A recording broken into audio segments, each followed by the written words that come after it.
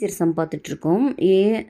A and B together can do a piece of work in 8 days, but A alone can do it 12 days. How many days B alone take it to the same work?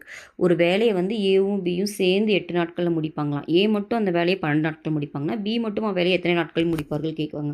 So இந்த மாதிரி some நான் திரும்பவும் சொல்கிறேன். நீங்கள் வந்து நாட்களில் இருந்தால் அதை வந்து ஒர்க்கில் தான் எழுதணும், ஓகேவா? ஏன்னா ஒர்க்கை தான் நம்மளால் பிரிக்க முடியும். அந்த ஒர்க்கெல்லாம் சேர்த்தா தான் நம்மளுக்கு 1ன்னு வரும். அதனால் இந்த மாதிரி கொடுத்தாவே என்ன பண்ணணும்னா நம்ம ஒர்க்கை முதல்ல 1 டேக்கு எவ்வளோன்னு கண்டுபிடிச்சிடணும். ஏ ப்ளஸ் பியோட 1 டே ஒர்க் எவ்வளோன்னு பார்த்தீங்கன்னா 1 டேயில் ஒரு எவ்வளோ ஒர்க் முடிப்பாருன்னு பார்த்தீங்கன்னா 1/8, ஓகேவா?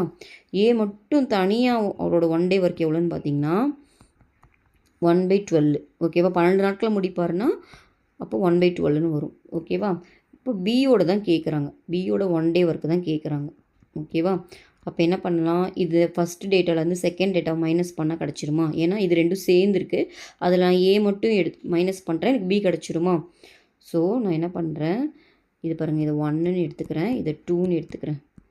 அப்போ நான் 1 - 2 பண்ணால் எனக்கு ஆன்சர் கிடச்சிரும். ஏன்னா அது ரெண்டும் சேர்ந்துருக்கு. அதில் எனக்கு ஏ போச்சுன்னா பி கிடச்சிரும். அப்போ எனக்கு பியோட 1 டே ஒர்க் வேணும்னா 1 - 2 பண்ணுறேன். அப்போ 1/8 - 1/12, ஓகேவா? இப்போ இதுக்கு எல்சியம் எடுக்கலாமா? அப்போ என்ன பண்ணலாம், 12 - 8 / 12 × 8, ஓகேவா?